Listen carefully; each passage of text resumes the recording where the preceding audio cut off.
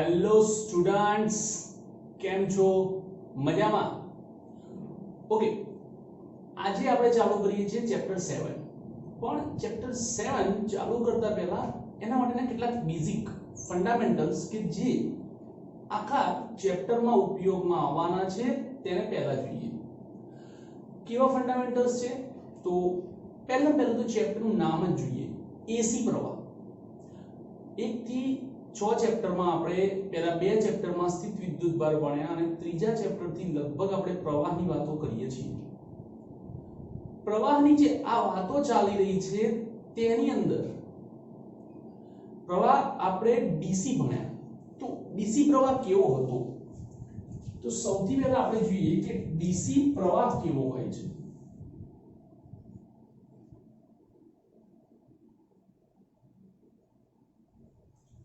Okay, તો DC પ્રવાહ એવો પ્રવાહ છે કે જે સીધો ચાલે.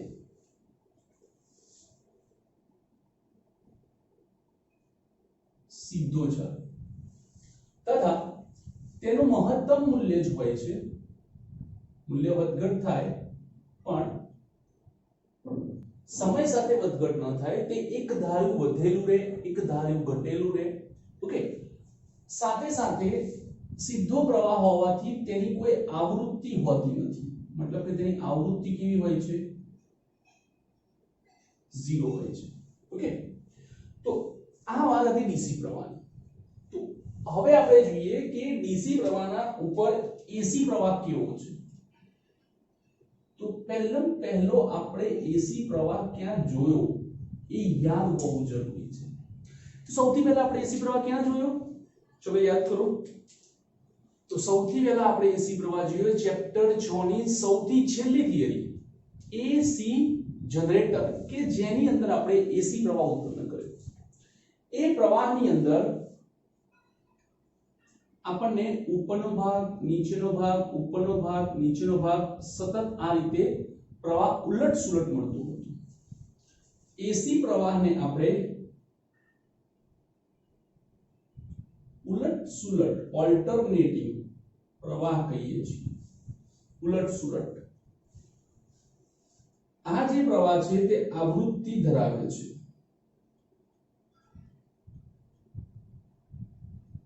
કેટલી આવૃત્તિ ધરાવે છે? તો એ એના જનરેટર અને એના ટર્બાઇન થી નક્કી થાય છે. ઇન્ડિયાની અંદર આપણે જે આવૃત્તિ છે તે ઇન્ડિયાની અંદર 50 હર્ટ્ઝ ની આવૃત્તિ ઉપયોગમાં આવે છે. યુએસએ અને બીજી કન્ટ્રીઝમાં આપણે 60 હર્ટ્ઝ ની આવૃત્તિનો પ્રવાહ ઉપયોગમાં લઈએ છીએ. ઓકે, હવે વાત આવે છે કે અહીંયા પ્રવાહ સતત વધે છે, મહત્તમ બને છે, ઘટે છે, વધે છે, ઘટે છે, વધે છે, ઘટે છે. એટલા માટે અહીંયા પ્રવાહના 3 પ્રકારના મૂલ્યોની આપણે ચર્ચા કરીશું. એક આવશે તેનું મહત્તમ મૂલ્ય, બીજું આવશે તેનું સરેરાશ મૂલ્ય અને ત્રીજું આવશે તેનું આરએમએસ મૂલ્ય. આ 3 મૂલ્યોની આપણે ચર્ચા કરવાની છે. કયા કયા 3 મૂલ્યો? તો સૌથી પહેલા તો મહત્તમ મૂલ્ય, સરેરાશ મૂલ્ય અને આરએમએસ મૂલ્ય આવે છે. બધાની ચર્ચા વારાફરતી એકદમ શાંતિથી કરીએ. ઓકે, તો સૌથી પહેલા એસી જનરેટરની વાત કરીએ. ચલો,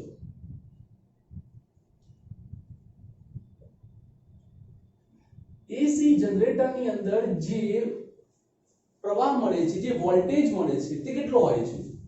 તો V બરાબર NW AB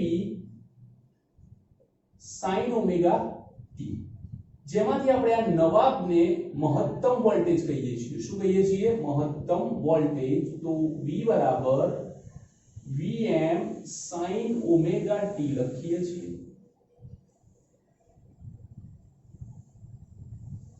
ઓકે, ઓહમનો નિયમ વાપરો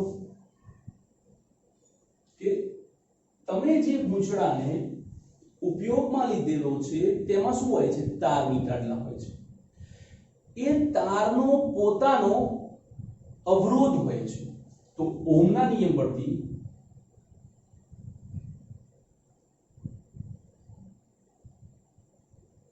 તમને તાર આપેલા છે તો તારનો પોતાનો અવરોધ હોય છે તેના પરથી આપણને સમીકરણ મળે છે I is equals to V by R. તો માટે I is equals to Vm sin omega t by R અને Vm બરાબર Im sin omega t. I is equals to Im sin omega t. तो જેમ v બરાબર vm sin omega t તેમ I બરાબર Im sin omega t લેવામાં આવે છે. ઓકે, તો અહીંયા તમારે મહત્તમ મૂલ્યની વાત આવે તો vm અને Im. vm એટલે કે મહત્તમ વોલ્ટેજ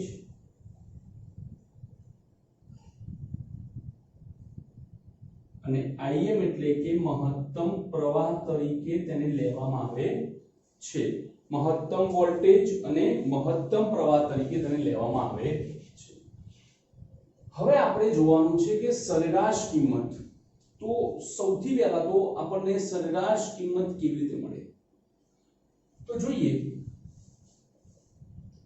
કે પ્રવાહ જે છે તત્કાલીન પ્રવાહની વાત કરીએ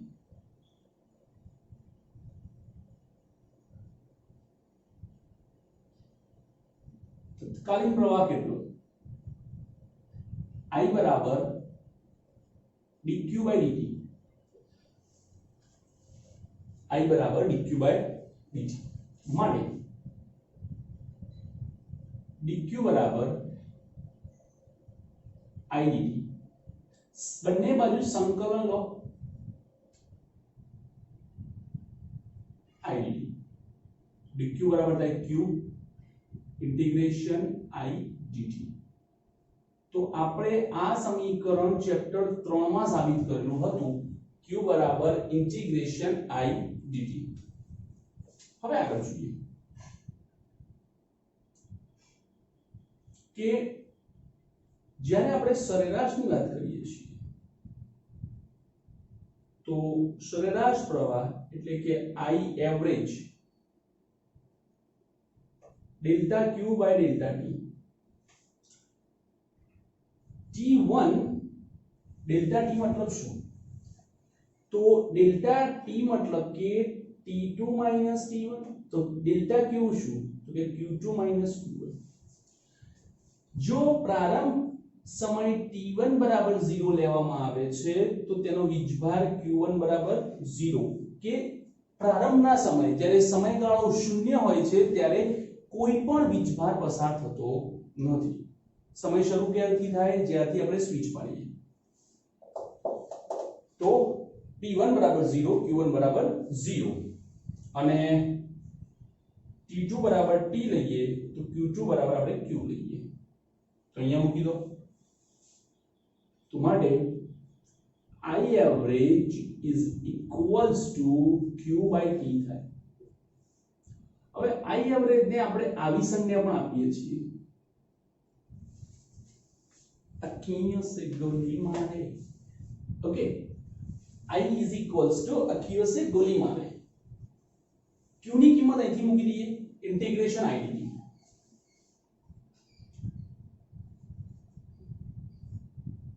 by T. ઓકે, આ થાય આપણું સમીકરણ સરેરાશનું. चलो एक काम करिए पहले આપણે લઈ લઈએ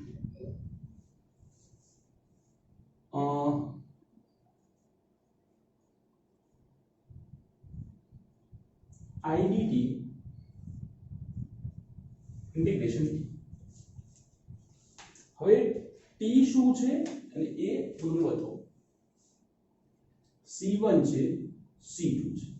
ઓકે, હવે આપણે t માં જોવું છે તો સામાન્યતઃ t શું આવશે તો આપણે જ્યારે સંકલન લઈએ છીએ કે ઇન્ટિગ્રેશન dt તો ઇન્ટિગ્રેશન dt નું સંકલન શું થાય તો કે ઇન્ટિગ્રેશન dt નું સંકલન થાય t. કેમ કારણ કે સંકલન નિશાની હોય અને ખાલી dt હોય તો t થાય. તો એવી જ રીતે t બરાબર ઇન્ટિગ્રેશન dt લખી શકીએ છીએ ઇન્ટિગ્રેશન dt લખી શકીએ છીએ, જેમાં આ c1 છે તો આ c2 છે.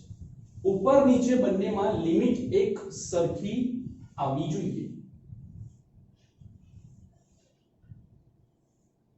Okay,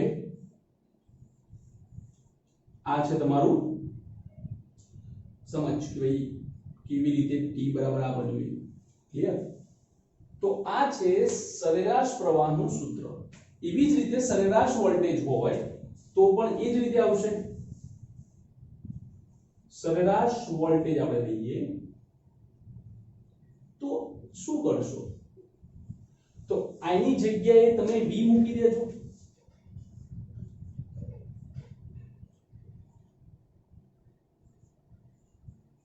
VDT dt. ઓકે, આ થાય C1, આ થાય C2, આ થાય C1, આ થાય C2. સેમ સમીકરણ મૂકો. Mistake it's V. ક્લિયર? તો આ સમીકરણ છે સરેરાશ. હવે સરેરાશ કિંમતો કેટલી ને કેવી રીતે મળે છે અને શું કરવા લઈએ છીએ, કેવી રીતે લઈએ છીએ એ જોઈએ. એ પહેલા આટલું લખી લો.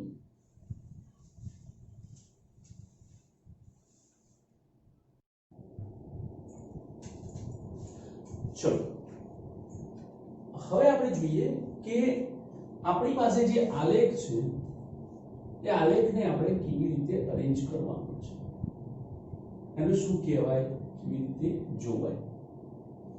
તો ધારો કે મારી પાસે આટલો વિભાગ છે, ગમે તેનો આલેખ છે, કે પ્રવાહનો બી હોય છે કે વોલ્ટેજનો બી હોય છે. તો આને એક ચક્કર પૂરું થયું કહેવાય. કેટલું? એક ચક્ર.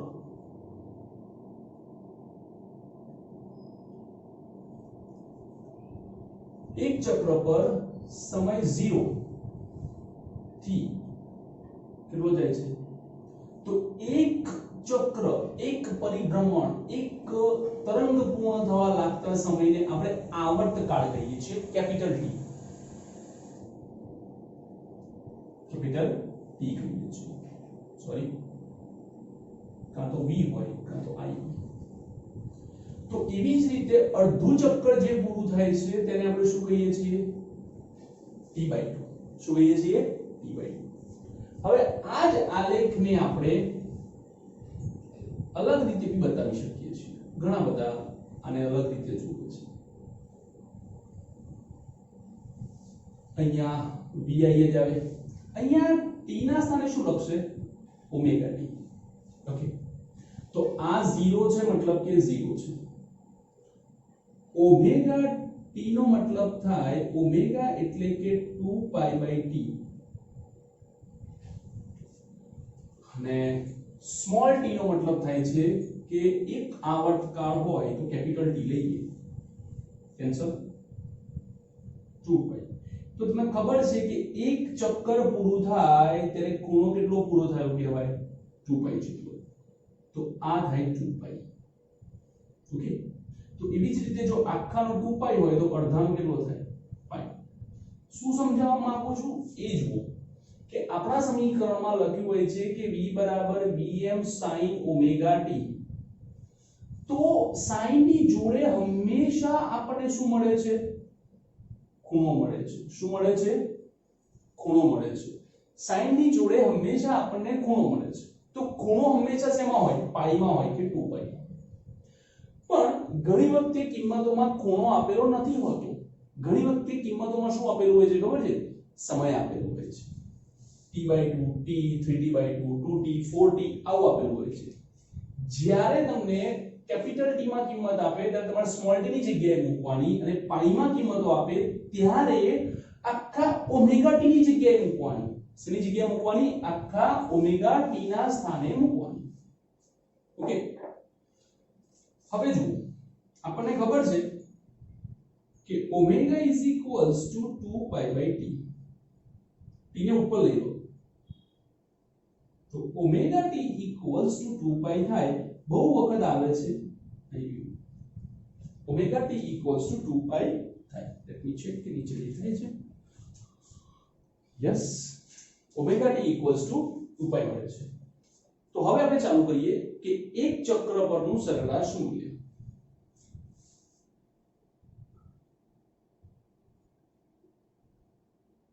એક ચક્ર એટલે કે એક તરંગ આખાનું, અથવા તો નવો શબ્દ આપીએ, એક પૂર્ણ આવર્તકાળ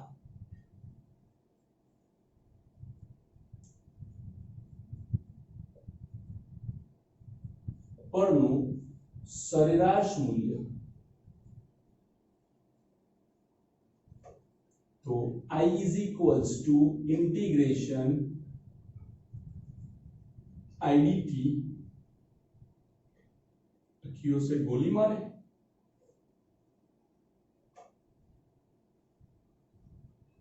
इंटीग्रेशन dt. હવે આપણે શું લીધું છે? તો સમયગાળો કેટલો લેવાનો? તો કે 0 થી ચાલુ કરીએ અને આવર્તકાળ સુધી પહોંચીએ. સમય 0 થી ચાલુ કરીએ અને આવર્તકાળ સુધી પહોંચીએ.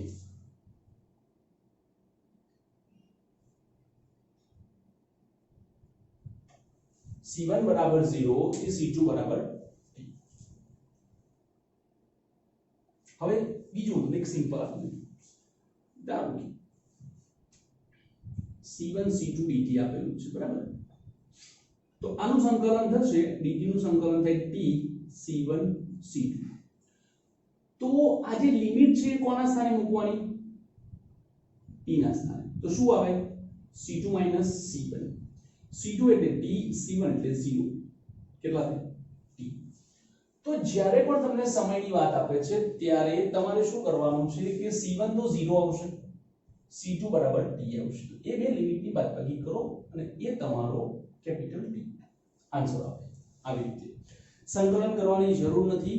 સંકલન આપણને ખબર છે, dt નું સંકલન t થાય upper limit minus lower limit, C2 C1, C2 તરીકે t, C1 તરીકે 0, કારણ કે 0 થી શરૂઆત થાય છે. ઓકે, ધારો કે કોઈ એવું કહેતું હોય કે t/2 થી t લઈએ આપણે, તો કઈ નહીં, upper limit t, lower limit t/2, answer t/2. Simple. આખું કરવાની જરૂર છે નહીં. ઉપરની લિમિટ્સ ની બાદબાકી આપી દો તો તમારો જવાબ આવી જશે.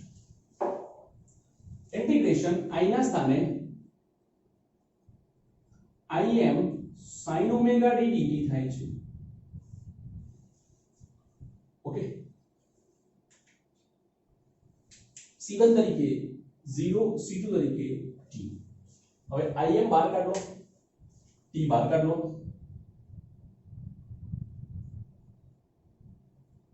sin નું સંકલન માઈનસ cos ઓમેગા t, અને આપણને ખબર છે કે જે ઓમેગા છે એ t ની જોડે ગુણાકારમાં છે, તેને આપણે સંકલન હોય તો છેદમાં, વિકર્ણ હોય તો ગુણાકારમાં, સંકલન હોય તો ભાગાકારમાં, વિકર્ણ હોય તો ગુણાકારમાં લઈએ છીએ. જો t ઓમેગા ભેગા થઈ ગયા. આ દરેક વખતે આવું ના થાય એટલા માટે આપણે શું કરીશું? 2π લખી દઈશું. લિમિટ શું કહે છે? તો કે લિમિટ આપણી ચાલુ થશે 0 થી t. Okay, minus cos omega બરાબર 2π/t માઈનસ cos 0. ત્યાંથી જુઓ મેં શું કર્યું એ સમજો. સૌથી પહેલા અપર લિમિટમાં t ના સ્થાને કેપિટલ T મૂકવાના અને ઓમેગા બરાબર 2π આવે, 2π/t. બીજી વખતે શું કર્યું? t ના સ્થાને કેટલા મૂક્યા? 0, અને સંકલનમાં વચ્ચે માઈનસ આવે. ઠીક છે answer im/2π cos 2π minus minus plus cos 0 im/2π cos 2π 1 cos 0 પણ 1, જવાબ થાય 0. ઓકે, હવે ધ્યાનથી સાંભળો અને સમજો કે આ 0 થયા એના પાછળનું કારણ કોણ છે એને આપણે સર્ચ કરીએ. તો 0 કેમ થયું? આ બ્રેકેટ ની કિંમત 0 થઈ, તો આ બ્રેકેટ ક્યાંથી આવ્યું? અહીંયાથી. આ બ્રેકેટ આ જે બ્રેકેટ મળે છે તે સાઈન પરથી મળે છે. ક્યાંથી મળે છે? સાઈન પરથી. તો આ જે 0 જવાબ આવ્યો એ કારણ કે સાઈન થી આવ્યો.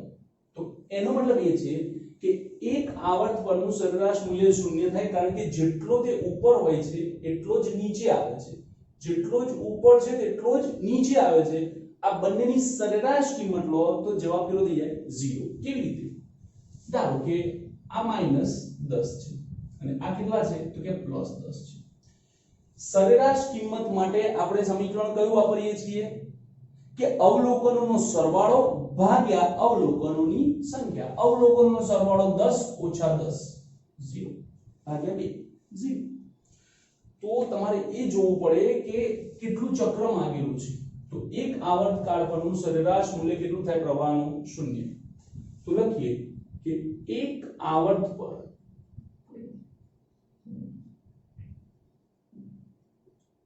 I बराबर Im sin ओमेगा d,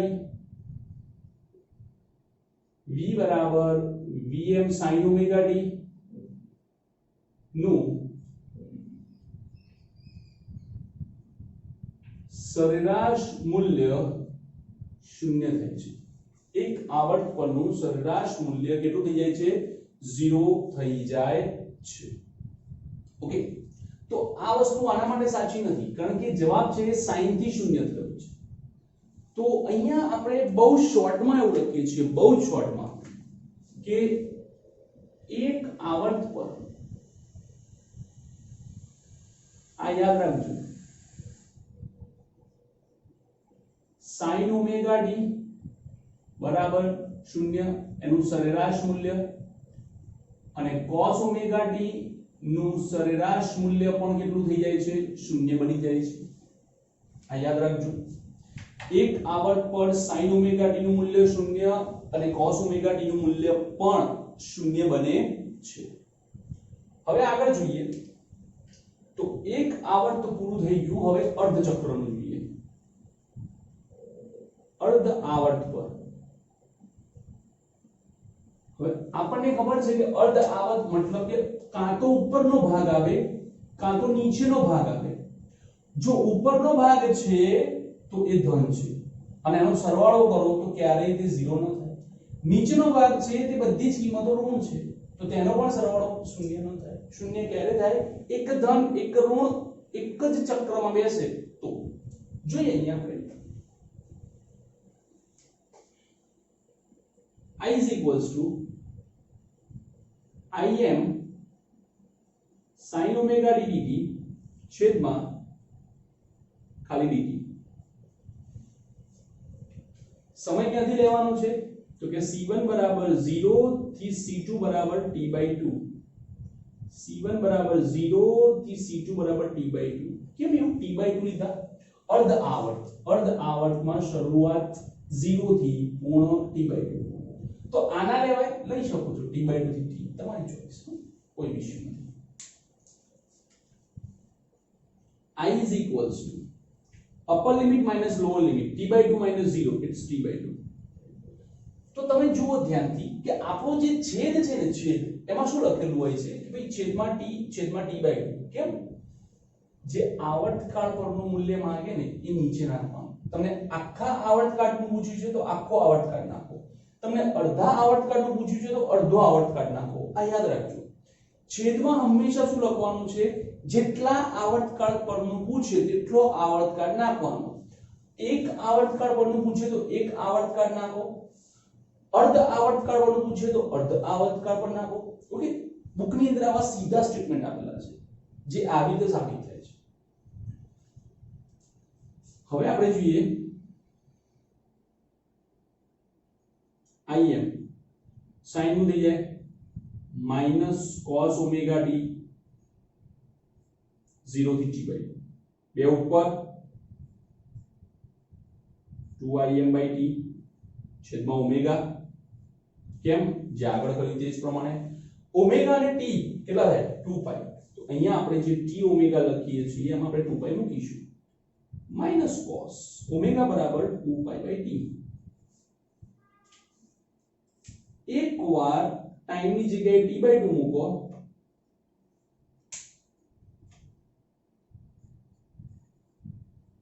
એકવાર 0 ઓકે તો શું થશે તો ટીડી ગયા 2 ગયા 2im/2π હવે વધ્યા માઈનસ cos પાઈ માઈનસ માઈનસ પ્લસ cos 0 2 ગયા im/π ઓહો ના aqui sigma okay im/π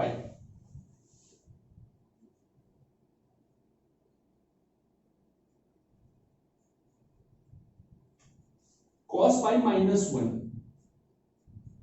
cos 0 1 cos 0 1 minus minus plus plus 1 2im/π એવી જ રીતે જો v લઈએ તો 2vm/π મળે છે તો આ વાત થઈ કે એક આવર્તકાળ પરનું સરેરાશ મૂલ્ય ઓકે તો એક આવર્તકાળ પરનું સરેરાશ મૂલ્ય sin માટે cos માટે શૂન્ય હોવાથી પ્રવાહ અને વોલ્ટેજ શૂન્ય થાય છે પણ જ્યારે તમને અર્ધ આવર્ત પરનું પૂછે છે ત્યારે તે 2im/π 2vm/π તરીકે જોવા મળે છે ઓકે ચલો આટલું ફટાફટ છાપી મારો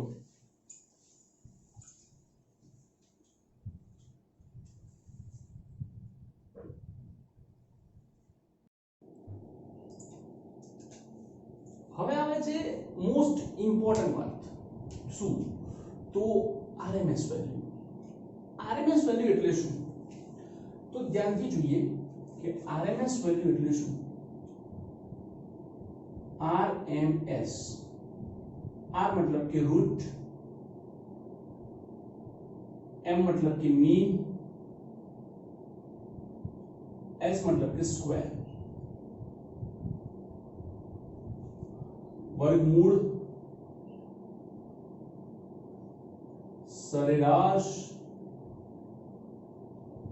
અને વર્ગ વંચાય RMS પણ પ્રોસેસ ઊંધી કરવાની વંચાય RMS પણ પ્રોસેસ ઊંધી કરવાની કેવી તો કે પહેલા વર્ગ કરવાનો પછી સરેરાશ અને સરેરાશ થાય પછી તેનું વર્ગમૂળ ત્યારે જઈને તમને RMS મળે છે તો સૌથી પહેલા આપણને એમ થાય કે સર આ RMS કાઢવાની જરૂરિયાત કેમ છે શું કરવા નવું ટેકનિક લાવવાનું છે ઓકે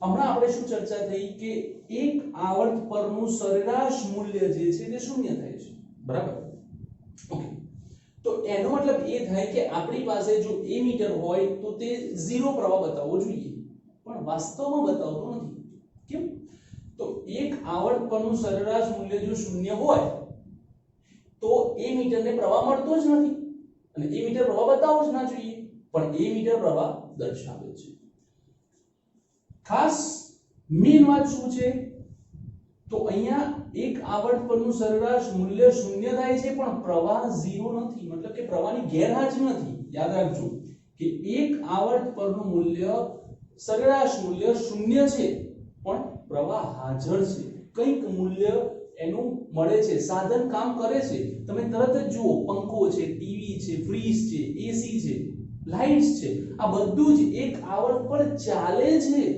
એવું તો થતું નથી કે લાઇટ ઝબુક ઝબુક ઝબુક ઝબુક થતી હોય કેમ એક આવર્ત થાય એટલે પ્રવાહ શૂન્ય એક આવર્ત થાય પ્રવાહ શૂન્ય લાઇટ ઝબુક ઝબુક ઝબુક થાય છે નથી થતી એનો એક ક્લિયર મતલબ છે કે આપણો જે પ્રવાહ છે તે 100% ગેરહાજર તો નથી જ ઓકે તો આપણે શું કરવાનું છે તો આપણું કામ છે RMS શોધવાનું IRMS અથવા તો તેને કેપિટલ I તરીકે પણ લખવામાં આવે છે શું છે RMS તો કે પ્રવાહ નો વર્ગ કરવાથી શું થાય તો આ મૂલ્યના જો વર્ગ કરો તો આ તો ધન છે એ ધન જ રહે પણ જે નીચેનો ઋણ વિભાગ છે તે પણ ધન થઈ જાય પછી તેની સરેરાશ લો હવે આપણને ખબર છે કે ધન કિંમતો હોય તો સરેરાશ તો મળવાની જ છે અને પછી તેનું વર્ગમૂળ લો કારણ કે તમે જે સરેરાશ લીધી છે તે વર્ગની સરેરાશ છે. વર્ગની સરેરાશ હોવાના કારણે વર્ગમૂળ લેવું પડે છે. વર્ગની સરેરાશ હોવાના કારણે વર્ગમૂળ લેવું પડે છે. તો આ છે IRMS. હવે ઘણી વખતે IRMS ને આ રીતે પણ લખવામાં આવે છે I સ્ક્વેર એનો સરેરાશ અને પછી એનું વર્ગમૂળ. આ પણ RMS ની સંજ્ઞા છે. તો જોઈએ એક આવર્ત પરનું RMS મૂલ્ય શું થાય.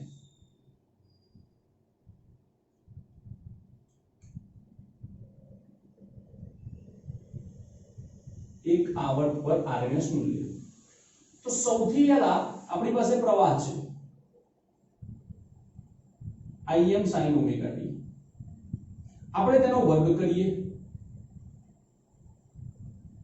Im square sin square omega t. હવે તમારી ગાડી અહીંયા આવીને ઊભી રહેશે. સંકલનની અંદર sin સ્ક્વેર નું સંકલન નહીં થાય, એને આપણે કન્વર્ટ કરવું પડશે મેથ્સના સૂત્ર પ્રમાણે. તો મેથ્સનું સૂત્ર એવું કહે છે કે 2 sin square theta is equals to 1 minus cos twice theta. તો આપણે sin square theta ને કરતા બનાવી દઈએ તો 1 minus cos twice theta છેદમાં કેટલા જાય છે 2. આ સૂત્ર તમારે યાદ રાખવાનું છે આખા ચેપ્ટરનું. અને sin square ની જગ્યાએ જો cos square આવે છે કે ઘણી વખતે કોઈ ન્યુમેરિકલ હોય, કોઈ MCQ હોય કે એમાં sin ની જગ્યાએ તમને સૂત્ર આપી દે કે પ્રવાહ cos પ્રમાણે ચાલે છે, તો એ વખતે તમને સૂત્ર ખબર હોવી જોઈએ, ખાસ કરીને બાયોલોજીના વિદ્યાર્થીઓને. cos twice theta by 2 હવે તમારે યાદ રાખવાનું છે. ઓકે, બંનેમાં ફરક કઈ નથી, બધું સેમ જ છે. જમણી બાજુ ખાલી sin હોય તો માઈનસ, cos હોય તો પ્લસ. સિમ્પલ. sin હોય તો માઈનસ, cos હોય તો પ્લસ. હવે આપણે શું કીધું છે કે ભાઈ ચલો સ્ક્વેર થઈ ગયો, સ્ક્વેર થયા પછી સરેરાશ.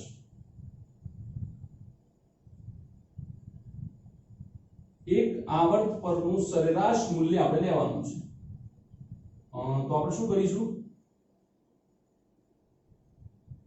I સ્ક્વેર dt છેદમાં dt.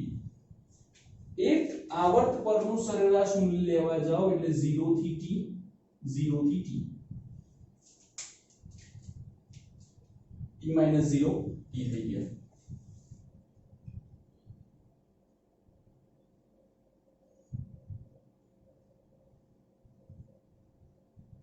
આ થાય Im square sin square omega t dt. ચલો Im સ્ક્વેર ને આપણે બહાર લઈ લઈએ. sin નું થાય 1 minus cos twice omega t by 2 dt. Sir theta ના થાય? થાય. અહીંયા થીટા તો અહીંયા થીટા. અહીંયા જે છે સાંભળજો ધ્યાનથી, sin ની જોડે જે છે તેને ડબલ કિંમત અહીંયા આવી જોઈએ. cos સ્ક્વેર ની જોડે જે છે તેને ડબલ કિંમત અહીંયા આવી જોઈએ. તો sin સ્ક્વેર ની જોડે ઓમેગા t છે તો એ ડબલ કિંમત ટ્વાઇસ ઓમેગા t હોવી જોઈએ. થીટા જ હોય તે જરૂર નથી ને. ઓકે, બે ને બહાર કાઢ લો 2t. ઓકે, હવે સંકલન આપી દઈએ. આમ તો સંકલનની જરૂર નથી આપણને, કેમ કે આપણને ખબર છે કે cos નું એક આવર્ત પરનું સરેરાશ મૂલ્ય 0 છે, પણ આપણે સાબિત કરીએ છીએ કારણ કે આ વખતે cos છે. તો જો કશું જ આપેલું ના હોય તો સંકલન શું આવે? t. એકનું સંકલન કેટલું થાય? t. cos નું સંકલન થાય minus sin omega t, sorry, twice omega t by twice omega. 0 થી t, 0 થી t is equals to Im square by 2t. Upper limit. તો હવે શું કરશો? અપર લિમિટમાં એકવાર t ના સ્થાને અહીંયા t મૂકો અને એકવાર અહીંયા t મૂકો. Capital T minus sign twice omega बराबर 2 pi by t into t छेद में 2 ओमेगा माइनस હવે એકવાર 0 મૂકો બીજી વાર 0 મૂકો 0 માઈનસ 0 ઓકે લખવાની જરૂર છે ની આગળ im square by 2t t minus કેડી ગયા sin 4 પાઈ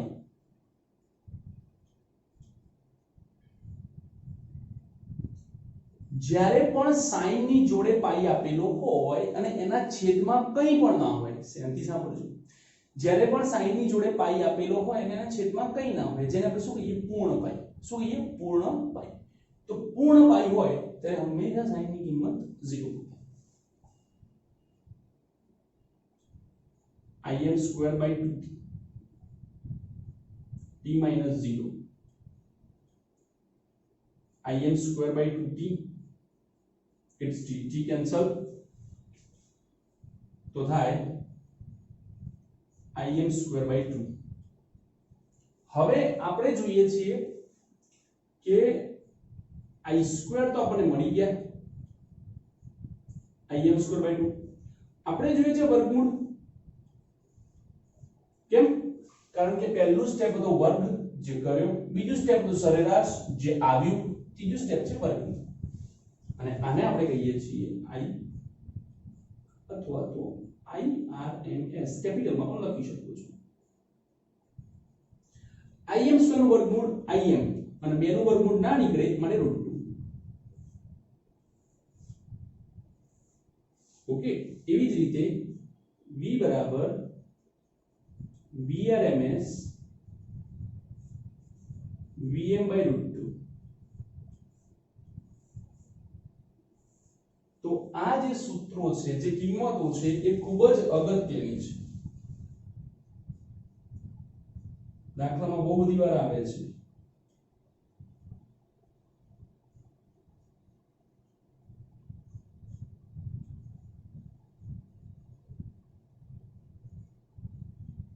ઓકે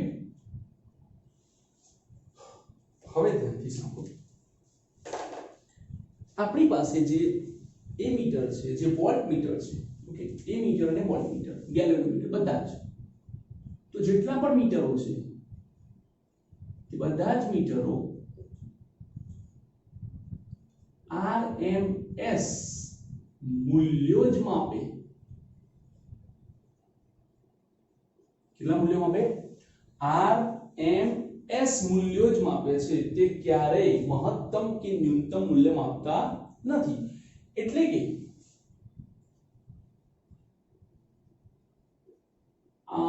સોરી પ્યોર ગુજરાતી આપણા ઘરે 220 વોલ્ટ સપ્લાય આવે છે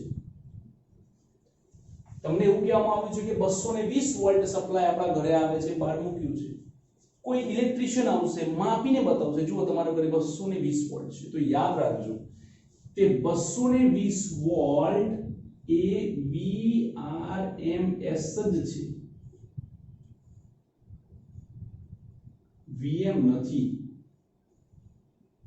તેનું મહત્તમ મૂલ્ય એ 220 કરતા પણ વધારે હોય છે 220 કરતા પણ વધારે હોય છે અને આ કિંમતને ઘણી વખતે 0.707 im પણ લખાય છે કારણ કે 1/√2 એટલે 0.707 થાય છે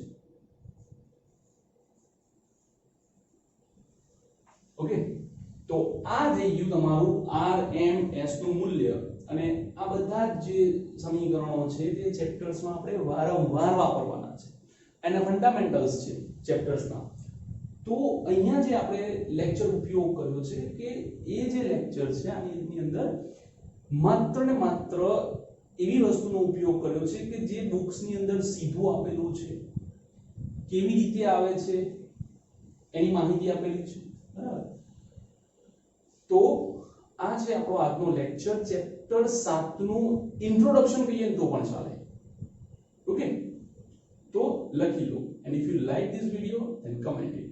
Thank you for watching this video.